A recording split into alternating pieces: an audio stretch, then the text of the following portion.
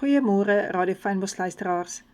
Ons woord vandag is uit Genesis 32 vers 24 en ek glo dit gaan vir jou van groot betekenis wees.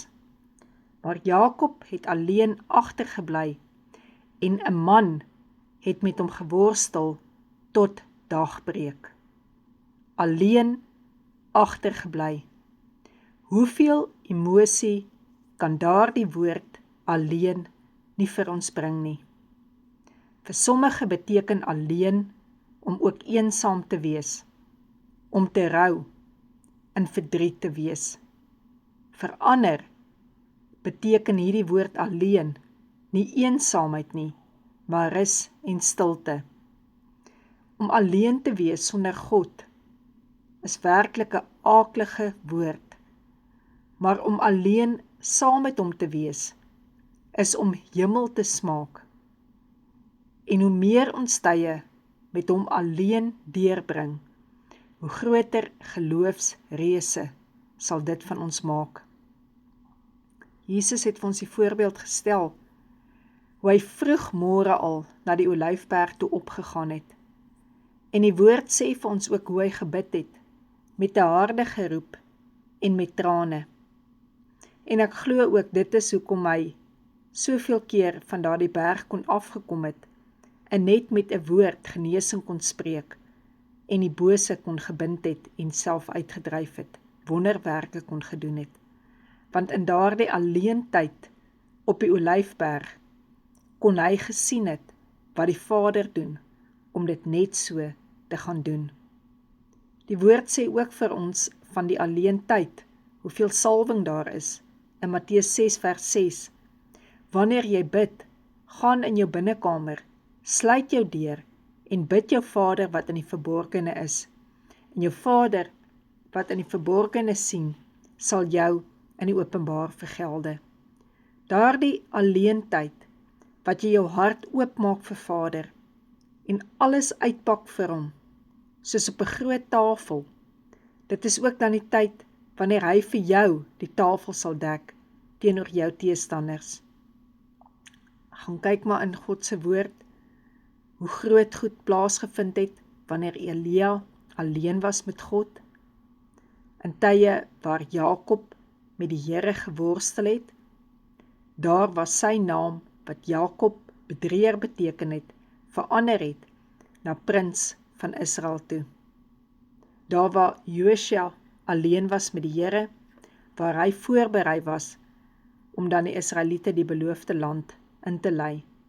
Daar waar Gideon bang en alleen was, en hy die koring uitgeslaan het, waar die Here hom ontmoet het en vir hom gesê het, hy's 'n dapper man, en hy geroep is vir oorwinning. Waar Moses alleen was, en hy die brandende bos gesien het in die woestyn, waar God met hom gepraat het, vir hom die opdrag gegee het.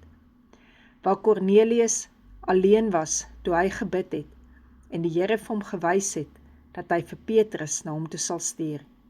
En waar Petrus alleen was, op die dak, en waar hy gehoor het, dat hy na Kornelius toe moet gaan. Johannes die Doper het in alleentye, het hy in die woestyn soveel antwoorde gekry, hoe om die pad vir Jesus voor te berei. En Johannes alleen op die eiland van Patmos, skryf Openbaring, die boek wat vir ons beskryf, dat God alleen op die troon sit, dat Jesus alleen die lam van God is, geslag is en die oorwinning het, en die Heilige Gees. As ons begeerte nie na daardie alleentye is nie, mis ons 'n groot seën, 'n groot blessing, wat ons daaruit kon gekry het, om alleen met die Here te wees. En wanneer ons alleen is, sal ook met ons gebeur, wat gebeur het met Petrus hulle op die berg van verheerliking. Toe Moses en Elia weg is, Moses wat staan vir die wet, Elia wat staan vir die profete, het net Jesus oorgebly. En baie keer het ons nodig om in so alleentyd werklik te sien wat Jesus vir ons gedoen het by die kruis.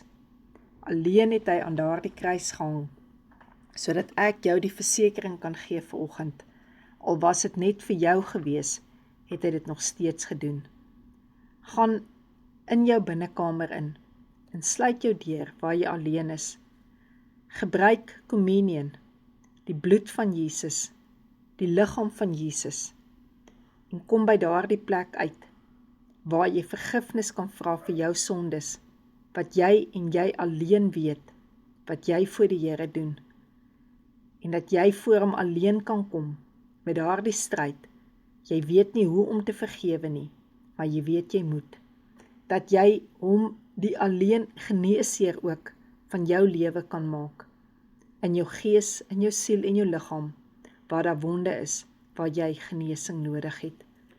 Here, baie dankie dat ons ook, soos Jakob, met U kan worstel. Here, met U woord kan worstel, totdat die antwoord so duidelik na ons toe kom. Alleen, U alleen, Here, is ons antwoord. Amen.